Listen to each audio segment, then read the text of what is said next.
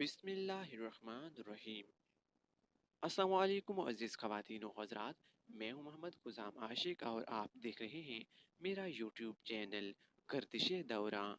दोस्तों, आज की इस वीडियो में हम आपकी खिदमत में शमशीर बेनयाम की किस्त नंबर 13 लेकर हाजिर हुए हैं, जिसे लिखा हुआ है अनायतुल्लाह अल्तमश ने, और ये ईमान अफरोज़ दास्तान हज़रत खालिद बिन वलीद रज़ियल्लाहु अन्हु की बेमिसाल शजाअत और बहादुरी पर लिखी गई एक मुनफरिद और ईमान अफरोज़ दास्तान है। तो चलें इस ईमान अफरोज़ दास्तान की किस्त नंबर 13 शुरू करते हैं। वो 7 मार्च 627 का दिन था जब अबू सुफियान ने परेशान होकर कहा कि हई बिन अख्तब को बुलाओ। उसकी परेशानी का बायस ये था कि 10 दिनों में ही इसके लश्कर की खुराक का जखीरा बहुत कम रह गया था। सिपाहियों ने कुर्बो जवार की बस्तियों में लूट मार करके कुछ खुराक हासिल कर ली थी, लेकिन इस रेगिजार में लोगों के घरों में भी खुराक का कोई जखीरा ना होता था। कुरैश के लश्कर में बददिली फैलने लगी।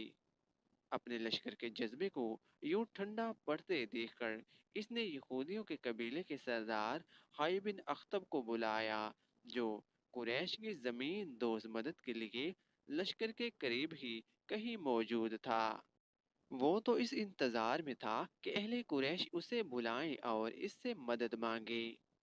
मदीना से कुछ ही दूर यहूदियों के एक कबीले बनु करीजा की बस्ती थी। इस कबीले का सरदार काब बिन असद इस बस्ती में रहता था। रात जब वो गहरी नींद सोया हुआ था, दरवाजे की बड़ी जोर की दस्तक से उसकी आंख खुल गई। उसने अपने गुलाम को आवाज देकर कहा, देखो बाहिर कौन है। हाई बिन अख्तब आया है, गुलाम ने कहा। रात के इस वक्त वो अपने ही किसी मतलब से आया होगा। काब बिन असद ने गुस्सीली आवाज में कहा, उसे कहो मैं इस वक्त तुम्हारा कोई मतलब पूरा नहीं कर सकता, दिन के वक्त आना। बनु करीजा यहूदियों का वो कबीला था जिसने मुसलमानों के साथ दोस्ती का और एक दूसरे के खिलाफ जंग ना करने का मुआहदा कर रखा था। इस मुआहदे में यहूदियों के दूसरे कबीले बनु कैनका और बनु नज़ीर भी शामिल थे, लेकिन इन दोनों कबीलों ने इस मुआहदे की खिलाफ वर्जी की थी और मुसलमानों ने इन्हें वो सजा दी थी कि वो लोग शाम की तरफ भाग गए थे। सिर्फ बनु करीजा था जिसने मुआहदे को बरकरार रखा और इसका एहतराम किया। मुसलमान जंगे खंदक में इस कबीले की तरफ से जरा सा भी खतरा महसूस नहीं कर रहे थे। हाई बिन अख्तब भी यहूदी था। वो काब बिन असद को अपना हम मजहब भाई समझकर इसके पास गया।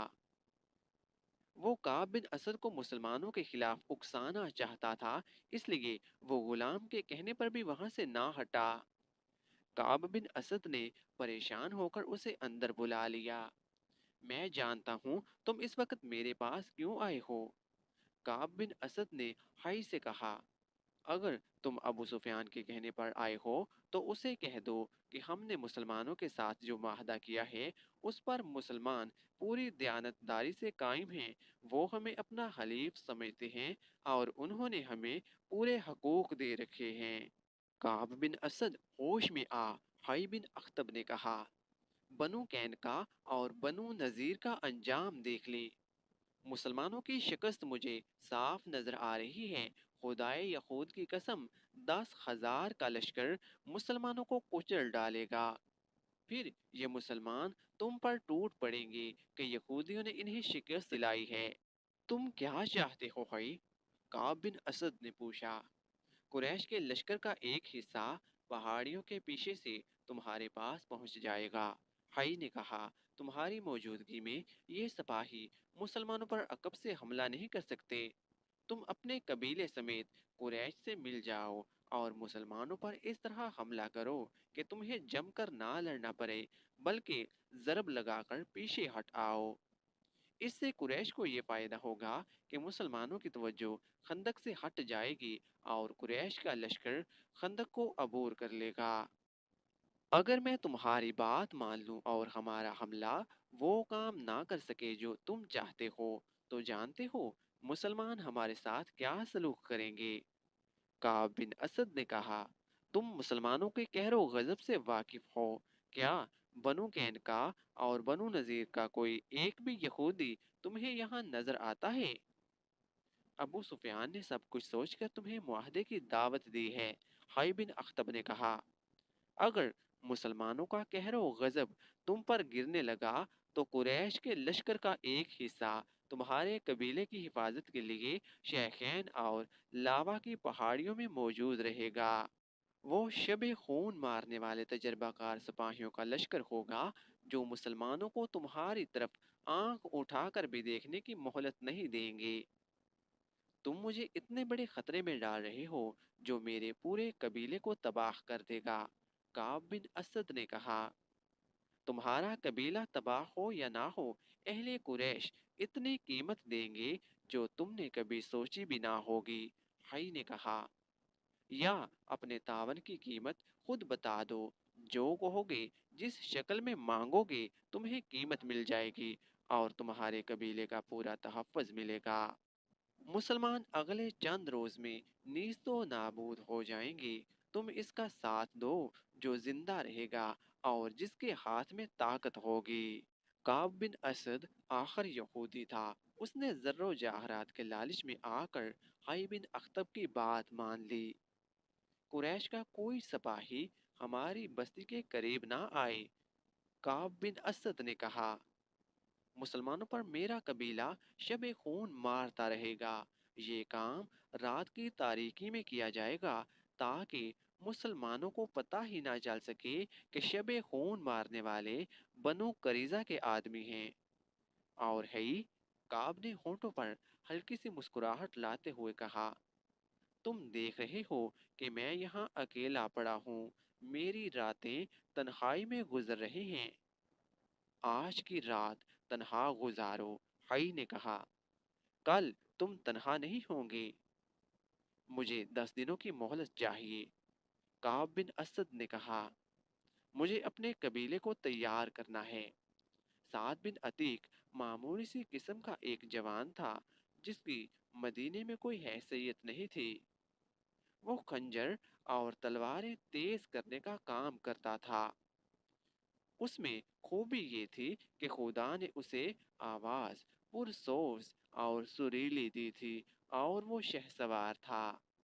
रातों को किसी महफिल में इसकी आवाज सुनाई देती तो लोग बाहर आकर इसका गाना सुना करते थे।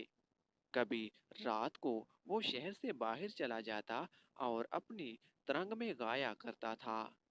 इसने इस्लाम कबूल कर लिया था। एक रात वो पुरसोज लहजे में शहर से कहीं दूर गा रहा था कि एक बड़ी खूबसूरत और जवान लड़की इसके सामने यूं आन खड़ी हुई जैसे कोई जिन या चुड़ैल इंसान के हसीन रूप में आ गई हो। साथ घबरा कर खामोश हो गया। इस आवाज से मुझे महरूम ना कर जो मुझे घर से निकाल लाई है, लड़की ने कहा। मुझे देख के तू खामोश हो गया है तो मैं दूर चली जाती हूँ। अपने नगमे का खून ना कर। तेरी आवाज में ऐसा सोज है जैसे तू किसी के फराग में नगमा सुरा है। कौन है तू? साद ने कहा, अगर तू जिन्नात में से है तो बता दे। लड़की की जल तरंग जैसी हंसी सुनाई दी।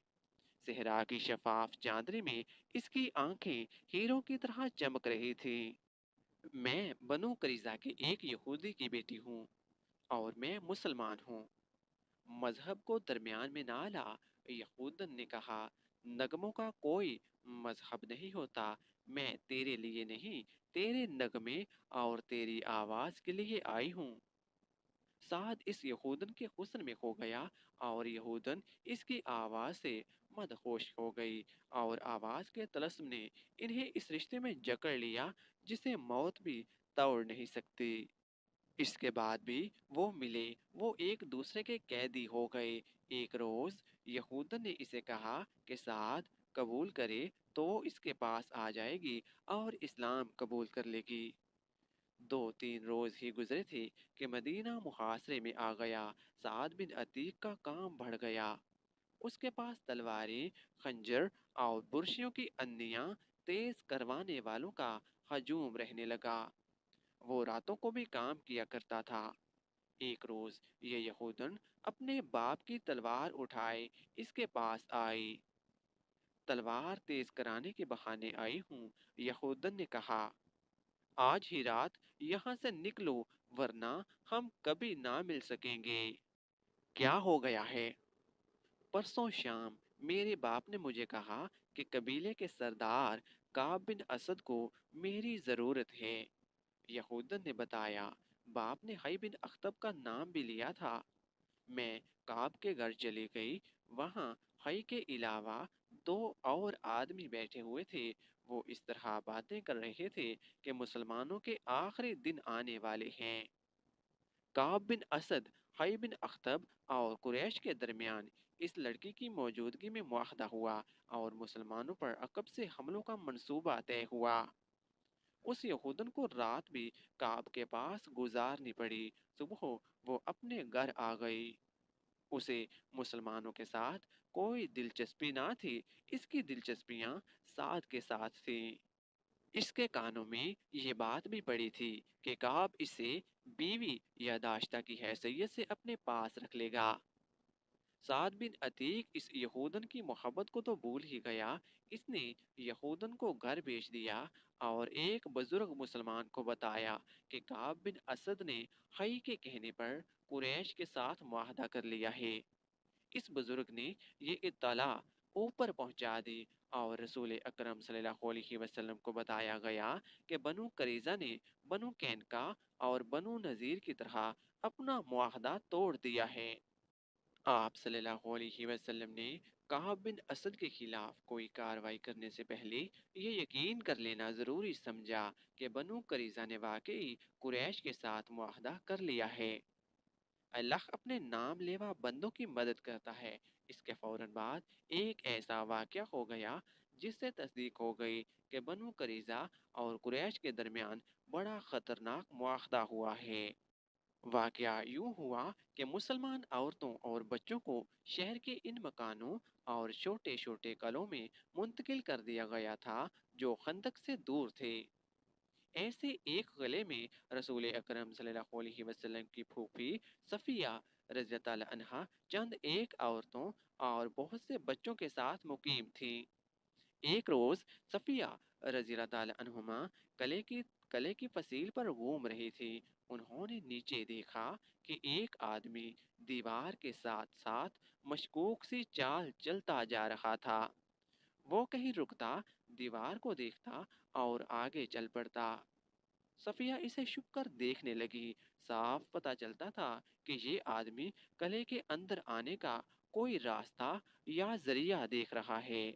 صفیہ رضی اللہ تعالی عنہما کو اس وجہ سے بھی اس آدمی پر شک ہوا کہ شہر کے تمام آدمی خندق کے قریب مورچہ بند تھے یا جنگ کے کسی اور کام میں مصروف تھے۔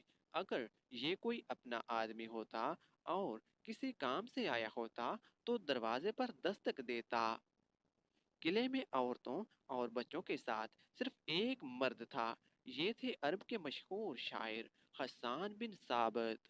صفیہ رضی اللہ عنہ نے حسان سے کہا کہ نیچے ایک آدمی مشکوک انداز سے دیوار کے ساتھ ساتھ جا رہا ہے۔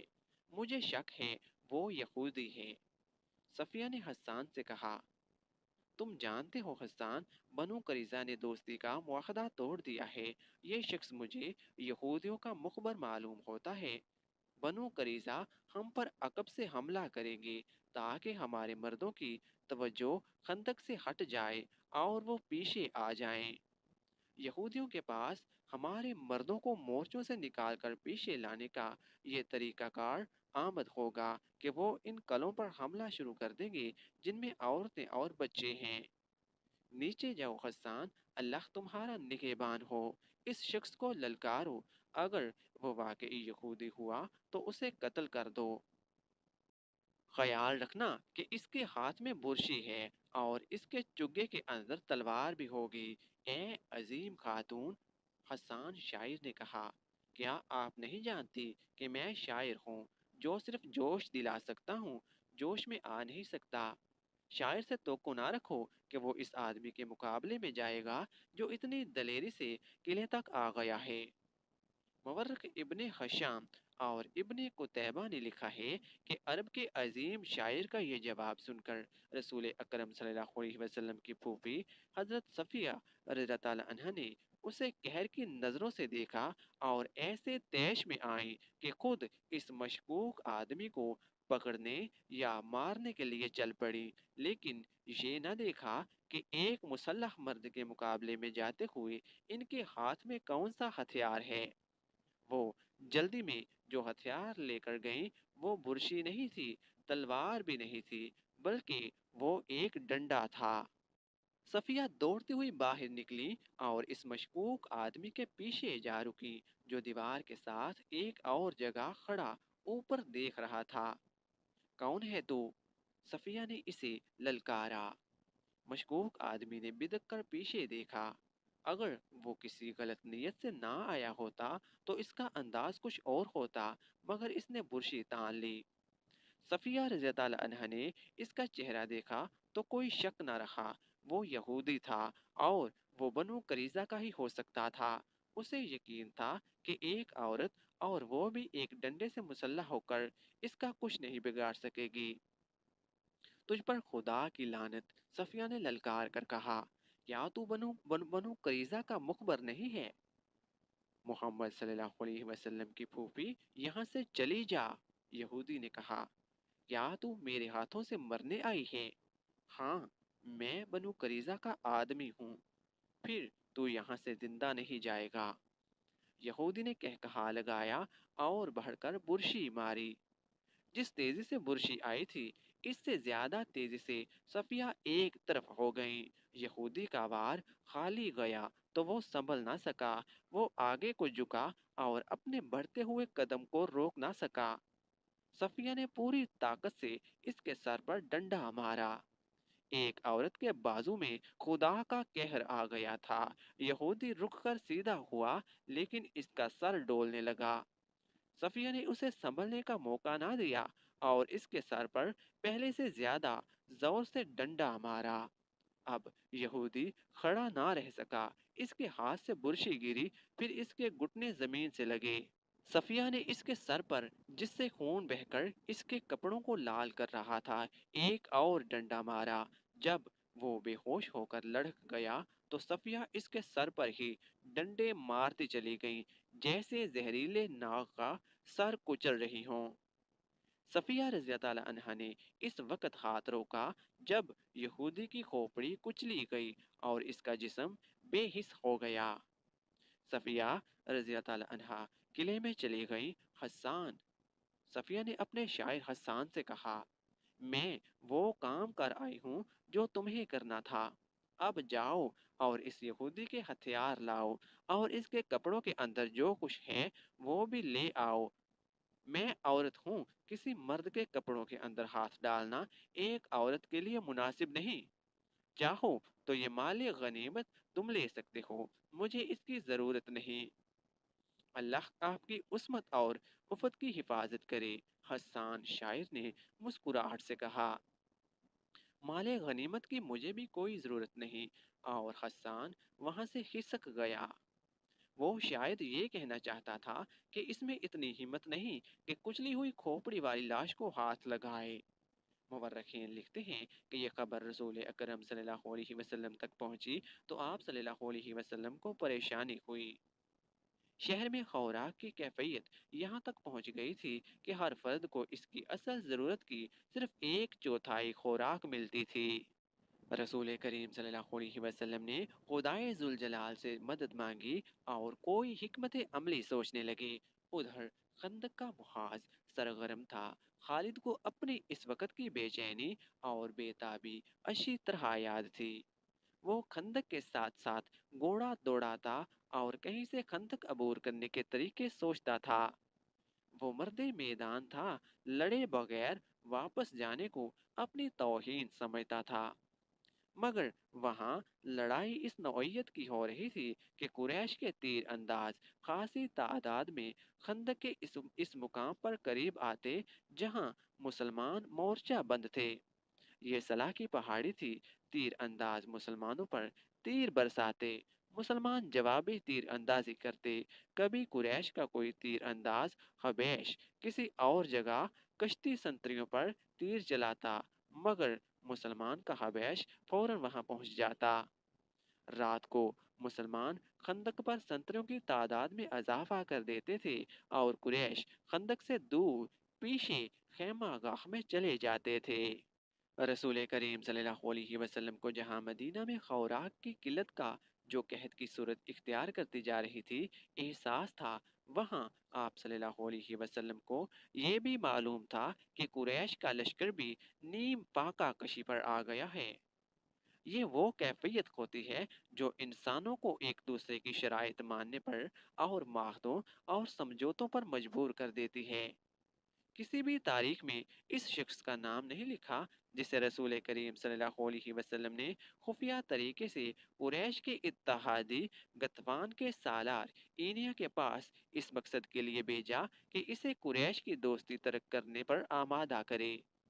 इसे ये नहीं कहा गया था कि वो मुसलमानों के साथ मिल जाए। रसूल करीम का मकसद सिर्फ ये था कि गत्तफान और ईनिया रजामंद हो जाएं और अपने कबीले को वापस ले जाएं, तो कुरैश का लश्कर 2000 नफरी की फौज से महरूम हो जाएगा। ये तोको भी की जा सकती थी कि दूसरे कबीले भी गत्तफान की तकलीद में कुरैश के लश्कर से निकल जाएंगे। क्या मोहम्मद हमें जुबानी मुआहदे की दावत दे रहा है? सालार इनिया ने रसूल अल्लाह सल्लल्लाहु अलैहि वसल्लम के एलची से कहा, हमने यहाँ तक आने का जो खर्च बर्दाश्त किया है वो कौन देगा? हम देंगे, रसूल खुदा के एलची ने कहा। नबी करीम सल्लल्लाहु अलैहि वसल्लम ने फरमाया है कि तुम लोग अपने कबीले को वापस ले जाओ, तो इस साल मदीना में खजूर की जितनी पैदावार होगी इसका तीसरा हिस्सा तुम ले जाना। खुद मदीना आ जाना, पूरी पैदावार देख लेना और अपना हिस्सा अपने हाथों अलग करके ले जाना। सालार इनिया मैदान जंग में लड़ने और लड़ाने वालों की कयादत करने वाला जंगजू था, लेकिन गैर जंगी मसाइल और अमूर को बहुत कम समझता था। मवरक इब्ने कतैबा ने लिखा है कि इस वाक़या के कुछ अरसा बाद रसूलुल्लाह सल्लल्लाहु अलैहि वसल्लम ने इसे मुस्तअद अहमक का खिताब दिया था। वो बड़े ताकतवर जिस्म और जिस्मानी लिहाज से फुर्तीला और मुस्तअद रहने वाला आदमी था। इसने अपने सरदार गत्तफान से बात की। खुदा की कसम, मोहम्मद ने हमें कमजोर समझकर ये पैगाम दिया है। गत्तफान ने कहा, इसके एलची से पूछो कि मदीना के अंदर लोगों को भूख का सामना नहीं, हम इन्हें भूख से नढाल करके मारेंगे। क्या तुम देख नहीं रहे कि हमारा अपना लश्कर भूख से नढाल हो रहा है? सालार इनिया ने कहा, मदीने वाले अपने घरों में बैठे हैं, हम अपने घर से बहुत दूर आ गए हैं। क्या लश्कर में तुम बेइत्मीनानी नहीं देख रहे?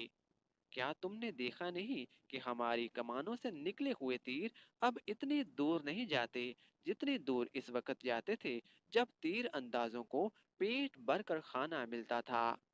इनके बाजुओं में कमाने खींचने की ताकत नहीं रही। क्या इसका फैसला तुम करोगे कि हमें मोहम्मद को क्या जवाब देना है? गत्तफान ने पूछा, या मैं फैसला करूंगा जो कबीले का सरदार हूँ। खुदा की कसम, मैदान जंग में जो फैसला मैं कर सकता हूँ वो तुम नहीं कर सकते, सालारे इंडिया ने कहा। और मैदान जंग से बाहर जो फैसला तुम कर सकते हो वो फैसला मेरी अक्ल नहीं कर सकती। मेरी अक्ल तलवार के साथ चलती है, मगर यहाँ मेरी फौज की तलवारें और बुर्शियां और हमारे तीर मायूस हो गए हैं। हम खंदक के पास नहीं जा सकते, हमें मोहम्मद की बात मान लेनी चाहिए। और उन्होंने रसूल करीम सल्लल्लाहु अलैहि वसल्लम की बात मान ली। एलची उम्मीद अफजा जवाब लेकर आ गया। उसे कुरैश का कोई आदमी नहीं देख सका था, क्योंकि गत्तफान की फौज मुहासरे के किसी और मुकाम पर थी। मोअज़्ज़िज़ ख़वातीन व हज़रात, शमशीर बेनयाम की किस्त नंबर 13 यहाँ पर मुकम्मल हो गई है। इस ईमान अफरोज़ दास्तान की अगली एक साथ देखने के लिए हमारे चैनल गर्दिश दौरा को सब्सक्राइब कर लें। تو ملتے ہیں اس سلسلے کی اگلی قسط کے ساتھ، تب تک مجھے اجازت دیجیے۔ اللہ تعالی ہم سب کا حامی و ناصر دعاؤں میں یاد رکھیے گا۔ جزاک